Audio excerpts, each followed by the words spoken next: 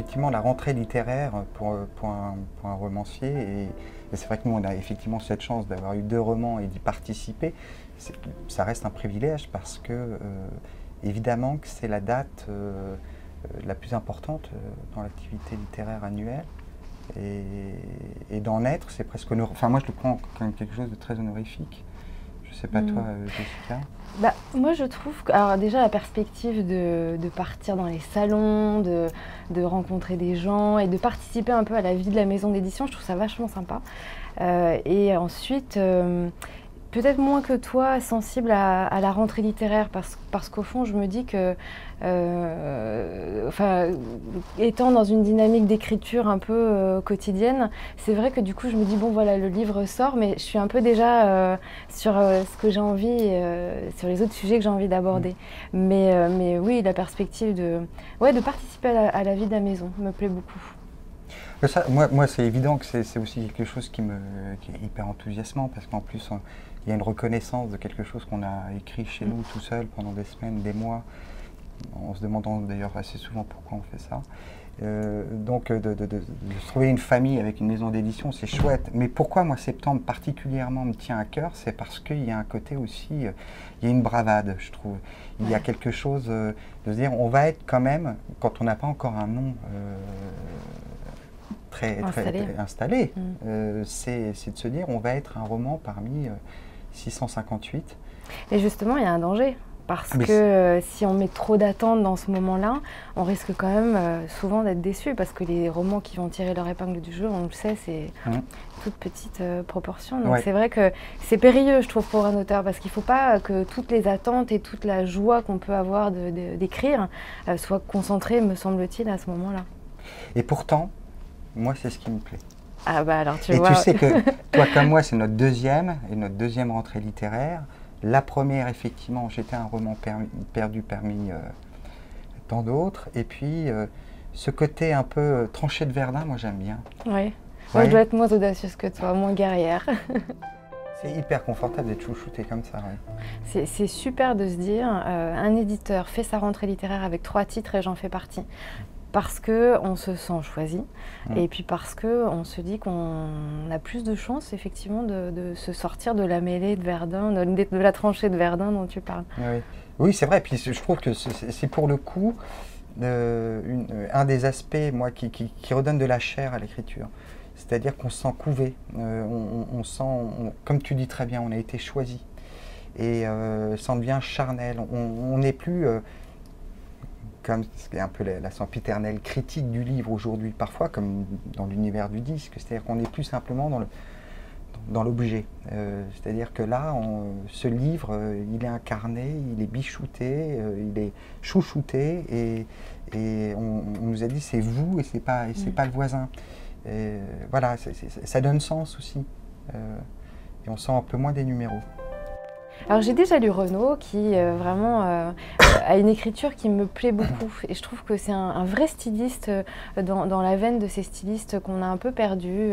Alors ton écriture, vraiment, moi je trouve que c'est ce qui porte ce roman, qui est sur le deuil et qui est un thème à la fois commun et en même temps très difficile à aborder, et je trouve que la puissance de ton écriture, une écriture baroque comme ça, lyrique dans le très bon sens du terme, emmène le sujet vraiment à un niveau largement, voilà, un très beau niveau. Je peux mourir, tout à fait. Mais merci, ça me touche infiniment, et surtout qu'on est, je pense que pour toi ça doit être pareil, on est très critique nous-mêmes par rapport à ce qu'on peut faire. On n'a jamais fini le texte, quoi. C'est toujours, t'es toujours en train de le retenir, alors que l'éditeur essaye de le récupérer. Ouais. Et ça, c'est une... Oui, t'as raison. Mais je trouve que, encore une fois, l'exigence, tu as raison, je la partage. Mais je n'ai pas la beauté de tes phrases. Tu vois, je trouve que il y a une quête de beauté dans chacune de tes phrases qui est tout à fait palpable, en fait. Il n'y a pas une phrase de Renaud dont on se dit, tiens, elle est banale, quoi. Elle sert à faire avancer l'intrigue, mais elle est banale. Non, chaque phrase est pensée, sertie, et je trouve que tu te distingues vraiment de la plupart des romanciers actuels par cette écriture-là. Je je suis figé, ça me touche infiniment, mais c'est vrai, ça me touche infiniment. Et moi, j'ai été, comme je le disais à notre chère et tendre éditrice, aussi assez estomaqué par ce roman-là, avec qui on fait tous les deux campagne pour cette rentrée littéraire. Mais j'étais infiniment estomaqué parce que je trouve que tu as un regard qui est aiguisé sur la société. Et on va s'envoyer des fleurs. Non, mais tu as une façon littéraire de l'emporter. Parce que tu sais, finalement, c'est un peu, ça pourrait être un paradigme de la société du net, de la société moderne, ce que tu as fait. Certains même se seraient dit, pourquoi pas en faire plutôt un essai, ou sociologiquement parlant, c'est quelque chose qui aurait peut-être aussi été, entre guillemets, plus pérenne dans des universités, sur des choses, tu vois. Oui, mais j'y ai pensé, tu as raison. Mais vraiment, et tu l'as incarné au travers du roman, parce que tu as donné, encore une fois, je reviens à cette, moi ça me tient à cœur, mais à cette définition de la chair. Et au travers des divers personnages, qui sont quand même tous très différents, et dont tu fais le portrait en 6 lignes. Quand on commence un nouveau portrait, on est déjà happé, on est déjà dedans. C'est un beau compliment. Et ça, c'est vraiment, mais je t'assure que c'est quelque chose, moi, qui m'a assez fasciné. Indépendamment de la richesse impressionnante du vocabulaire que tu as. Et j'en pas le dernier. Non, je t'assure. Et je finirai aussi sur ça, c'est que moi, ce qui m'a impressionné, que je n'ai pas, je pense, chez toi, c'est que tu arrives à avoir des propos et une réflexion sur la modernité, tout en gardant un style, si tu veux, qui est d'une richesse classique, même si tes propos vont être modernes, parfois, plus, selon les personnages aussi. Hein, je pense notamment à la jeune fille au kilt tu vois, dans le public de cette scène télévisuelle.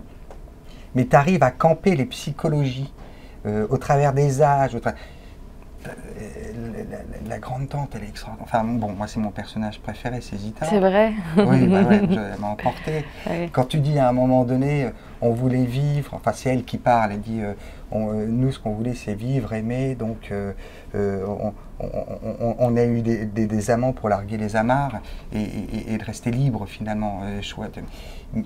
C'est des personnages, au moment quand la pluie tombe et qu'elle se met à danser dans la pénombre toute seule, avec le cliquetis moi, je t'assure que c'est presque...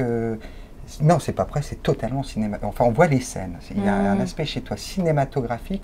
Alors, je sais pas, c'est peut-être une question que... D'ailleurs, je vais te la poser, c'est... Est-ce que c'est effectivement cette expérience télévisuelle que tu as, où finalement, sans peut-être t'en rendre compte, tu fonctionnes beaucoup avec des images, des choses comme ça? Ouais, c'est ça. Sans doute, parce qu'effectivement, c'est pas quelque chose auquel je pense quand j'écris, mais je suis certaine que c'est influencé par ça, parce que par ailleurs, je suis pas une grande consommatrice de cinéma. Ah oui.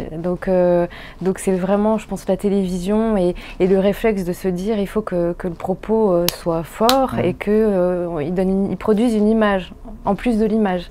Donc très certainement, mais je voulais rebondir sur ce que tu disais des personnages, parce que dans ton livre, il y en a aussi qui entourent le narrateur qui est en deuil. Et je trouve que c'est aussi un roman sur l'amitié, en fait. Ouais.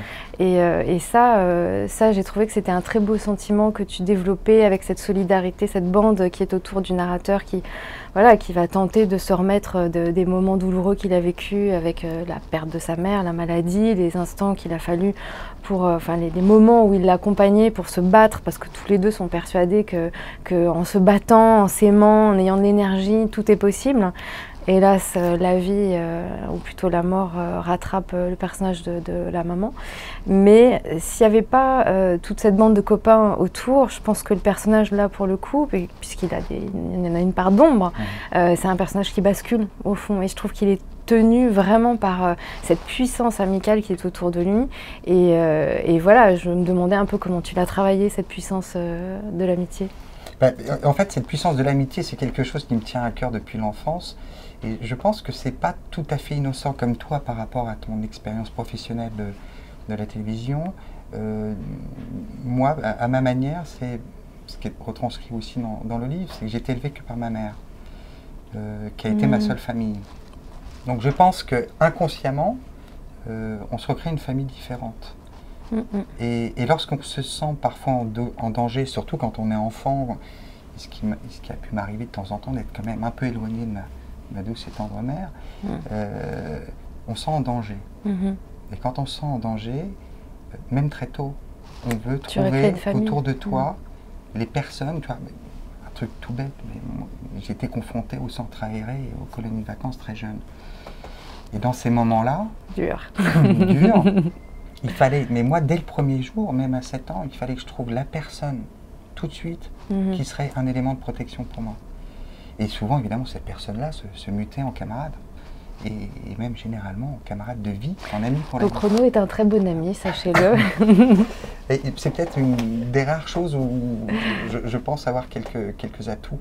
Parce que c'est tatoué dans les gènes. Et que ça a été aussi une ceinture de sécurité, un rempart. Et si toi tu l'as ressenti dans le livre, alléluia, parce que c'est vraiment le... Oui, c'est un des socles, c'est un des piliers du narrateur et du livre. Hein, et je trouve que ça met de la vie parce que tous ces personnages sont différents, parce que chacun apporte quelque chose qui n'est pas de différent au narrateur. Et du coup, ça fait une palette comme ça qui est assez colorée et qui finalement est assez joyeuse, même dans la douleur. Et ça, ce contraste-là, il est très, très bien réalisé. C'est hyper compliqué cette question de savoir si dans le livre de l'autre on aurait écrit quelque chose, enfin une scène différemment, d'autant plus que moi j'ai trouvé au contraire beaucoup d'affinités avec ton roman, sur le parcours en tout cas de la romancière, sur ce plateau de télé. D'ailleurs, je me demande s'il n'y a pas un côté totalement sadomasochiste chez toi, d'ailleurs, que je trouve assez fabuleux, d'ailleurs. Parce que tu relates toutes les angoisses avec une lucidité sans borne, c'est-à-dire un réalisme et un pragmatisme sans défaut, c'est-à-dire le parcours sous le feu nourri de l'ennemi, de quelqu'un qui n'est pas connu et qui veut, pour la première fois, sur un plateau télé, parler de son roman. Et ces angoisses, tu arrives à les disséquer de telle manière que je me suis dit, comment cette fille peut le faire sans soit être totalement inconsciente, sans soit être nourrie finalement d'un masochisme certain, parce que c'est incroyable de précision. Et je me dis finalement, tu te fais déjà ta rentrée et ta souffrance avant la vraie rentrée. Tu vois ce que je veux dire ? Je vois ce que tu veux dire. Je pense que c'est surtout, en fait, je suis pas du tout masochiste. T'as un effet de peut-être style, un peu sadique, je sais pas. Non, en fait, tu sais, j'ai compris, mais c'est quelque chose qui fonctionne pour moi, mais pas forcément pour tout le monde, hein, pas pour tous les auteurs. Mais j'ai compris que je ne savais pas écrire si j'écrivais pas avec les tripes. Ouais. Si je mets pas tout ce que j'ai, ça marche pas. Et c'est pour ça que j'ai mis 10 ans, c'est parce que finalement j'avais peur du sujet. Le sujet m'a fait peur, il m'a angoissée et en même temps complètement capturée. Et je n'arrivais pas à écrire un roman qui soit sur un autre sujet. J'espère que maintenant je suis assez libérée de tout ça. Mais c'est un cheminement de vérité. Voilà. Après, avec ce qu'on essaye d'y mettre en termes d'écriture pour que ce soit de la fiction, puisque c'est une fiction, le personnage, il n'y en a aucun qui est un personnage identifiable aujourd'hui, c'est des mélanges, des recompositions ou des trucs parfaitement inventés. L'émission en question, elle n'existe pas. C'est un mélange de plein de choses que j'ai attrapées ici et là. Oui, c'est très malin d'ailleurs. Mais c'est quand même avec les tripes que j'ai écrit. Tu vois. Et tu vois, je suis content que tu me dises ça parce que finalement, au travers de la première question qui était de savoir si on pouvait écrire la scène de l'autre, mais d'une manière, on l'aurait fait différemment, j'ai tout de suite rebondi quant au fait de dire que on avait beaucoup de similitudes, même en te taclant avec le sadomasochisme, enfin en tout cas le masochisme, puisque ta réponse ne fait qu'amener à mon postulat de base. C'est que tous les deux, je pense que vraiment on a ce point commun-là, c'est qu'effectivement on n'est pas dans l'à peu près. Après, au lecteur d'aimer ou pas, c'est pas à toi que je vais apprendre que ça nous appartient plus. Mais il y a une véracité dans le propos qui se ressent. Il y a quelque chose. Tu disais les tripes, et je pense qu'il y a aussi de l'âme là-dedans. Tu vois, vraiment.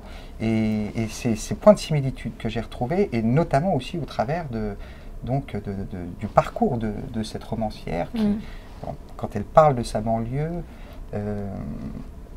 finalement, oui, on n'est pas plus enraciné que ça parce qu'on a été là sans le demander.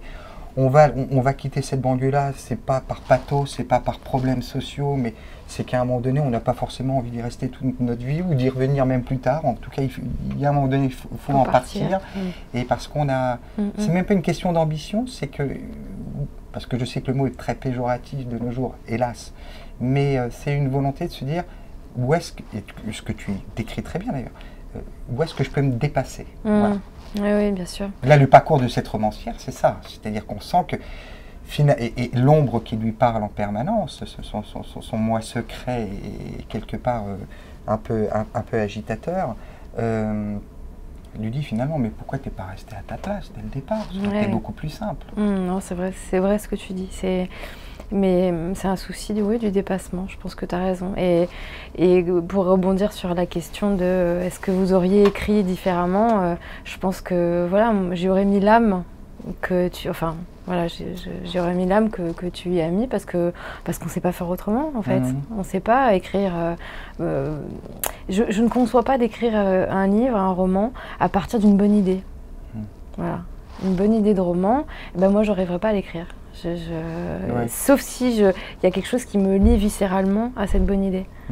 Mais c'est rare. Oui, non, mais c'est vrai.